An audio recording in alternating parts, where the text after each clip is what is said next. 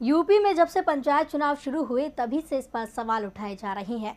Corona काल में चुनाव कराए जाने को लेकर चुनाव आयोग पर सवाल उठे तो पंचायत अध्यक्ष के चुनावों की प्रक्रिया को लेकर योगी सरकार सवालों के घेरे में आई। जिला पंचायत अध्यक्ष चुनावों में हुई अव्यवस्था की स्थिति तो सबने देखी ही थी, लेकिन जब ब्लॉक प्रमुख के चुनावों की बारी आई तो अव्यवस्थाओं ने सारे रिकॉर्ड ही तोड़ दिए। यहाँ तक योगी सरकार को भी कार्रवाई के लिए मजबूर होना पड़ा। यूपी में जिला पंचायत अध्यक्ष के बाद अब ब्लॉक प्रमुख के चुनावों को लेकर सियासी सरगर्मियां तेज हैं। कोरोना की तीसरी लहर की चेतावनी विशेषज्ञ दे रहे हैं और प्रदेश में अलग अलग जिलों से चुनाव को लेकर भाजपा और सपा समर्थकों के बीच मारपीट, तोड़फोड़, पर्चा फाड़े जाने जैसी खबरें आ रही हैं।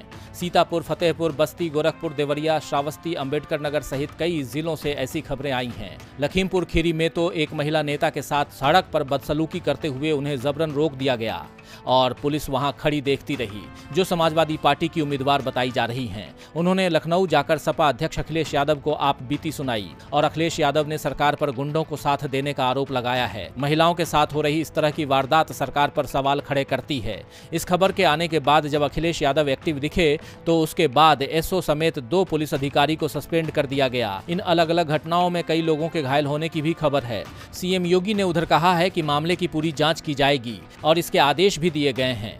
अन्य आरोपियों के खिलाफ भी सख्त कार्रवाई की जाएगी। उन्होंने कहा कि घटनास्थल पर तैनात जिम्मेदारी अधिकारियों और माहौल बिगाड़ने वाले लोगों के खिलाफ जीरो टॉलरेंस की नीति के साथ तत्काल कठोर कार्रवाई की जाए। सीएम योगी ने कहा कि किसी भी दशा में माहौल खराब करने की एक भी कोशिश स्वीकार नहीं की जाएगी। ब्लॉक प्रमुख चुनाव के लिए यूपी के 75 जिलों के 825 ब्लॉक में 11 बजे से 3 बजे तक नामांकन और फिर नामांकन पत्रों की जाँच होनी थी। राज्य निर्वाचन आयोग के मुताबिक 10 जुलाई सुबह 11 बजे से दोपहर 3 बजे तक मतदान होगा।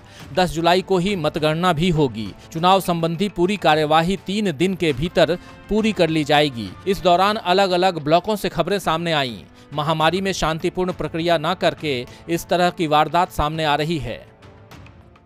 सरकार की ओर से दावा किया गया था कि पंचायत चुनावों की पूरी प्रक्रिया बेहद संक्षिप्त होगी।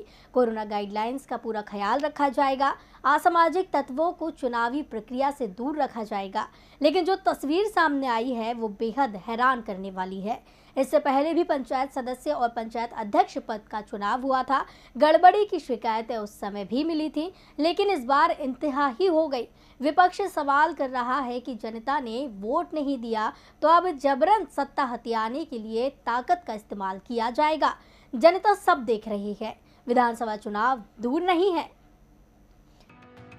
बीते दिनों हुए जिला पंचायत सदस्य चुनावों में जिस तरीके से वारदातें देखने को मिली, साफ तौर पर सत्ता खोने का डर बीजेपी में दिखाई दिया।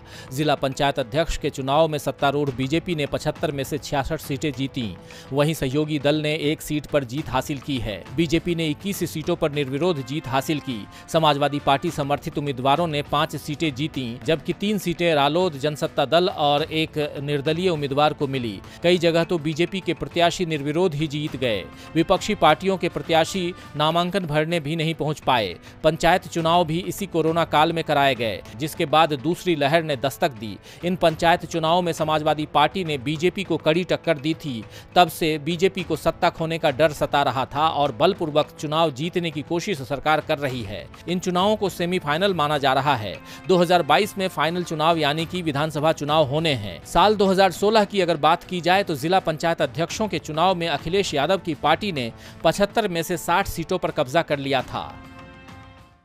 सेमीफाइनल माने जाने वाले चुनावों में सरकार और विपक्ष के बीच कड़ा रुख देखने को मिला।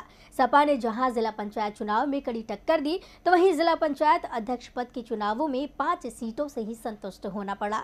यूपी सहित कई राज्यों में बीजेपी में अंतर्कलह की वजह से नुकसान हुआ और आने वाले विधानसभा चुनावों में बीजेपी रिस्क नहीं लेना चाहती है।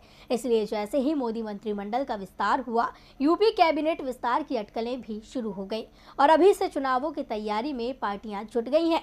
सेमीफाइनल जीतकर फाइनल मुकाबले में उतरने की तैयारी बीजेपी कर रही है। अब बीजेपी का क्या होगा समीकरण, ये देखने वाली बात होगी। 2022 में यूपी सहित 5 राज्यों में विधानसभा चुनाव होने हैं।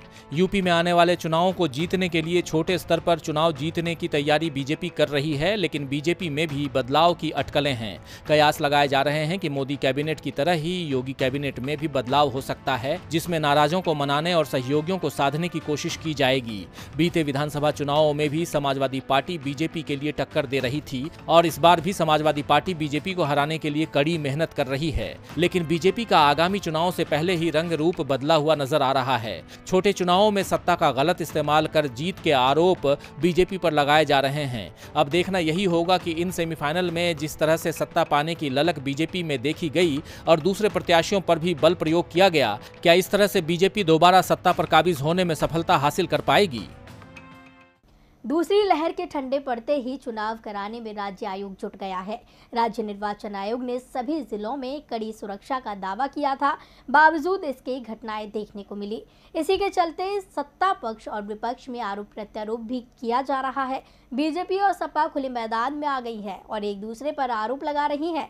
इसी बीच जो तस्वीर देखने को मिल रही है, प्रत्याशियों को सुरक्षा अब दी जा रही है। समाजवादी पार्टी के अध्यक्ष अखिलेश यादव का कहना है कि बीजेपी ने कानून व्यवस्था को बंधक बना लिया है। नामांकन के दौरान बीजेपी नेताओं और कार्यकर्ताओं की अराजकता, हिंसा लोकतंत्र का उपहास है। प्रशासन मूक दर्शक बना हुआ है। तो वहीं पलटवार करते हुए स्वतंत्र देव सिंह बीजेपी प्रदेश अध्यक्ष ने कहा कि समाजवादी पार्टी के लोगों की कार्य संस्कृति और सोच में कोई बदलाव नहीं आया है। प्रदेश में निष्पक्ष तरीके से चुनाव हो रहे हैं तो धनबल और बाहुबल के सहारे जीतने वालों में बौखलाहट है। ADG law and order Prashant Kumar का कहना है कि जहां भी बवाल और हिंसा के मामले सामने आए हैं, वहां आरोपियों के खिलाफ मुकदमा दर्ज कर सख्त कार्रवाई की जाएगी। मतदान के लिए सुरक्षा के सख्त इंतजाम किए गए हैं। चुनाव के बाद भी विवादों पर नजर रखी जाएगी। निर्वाचन अवधि के दौरान शस्त्र प्रदर्शन प्रतिबंधित रहेगा। नामांकन कक्ष के 100 मीटर की परिधि में सुरक्षा घेरा रहेगा। चेक इन के बाद ही लोगों को प्रवेश मिलेगा। नामांकन के बाद अब बचे प्रत्याशियों के बीच नाम वापसी कराने को लेकर जोर आजमाइश हो रही है। इस बीच पीलीभीत में ब्लॉक प्रमुख प्रत्याशियों को पुलिस की ओर से सुरक्षा दी गई है। अपने प्रत्याशियों का निर्विरोध निर्वाचन करने की जुगत में भाजपा एड़ी चोटी का जोर लगाए हुए है, ताकि सपा को जिला पंचायत अध्यक्ष पद के चुनाव की तरह ही क्लीन स्वीप कर चौंकाया जा सके। भाजपा ने अपने प्रत्याशियों के लिए पूरा दमखम लगाया हुआ है।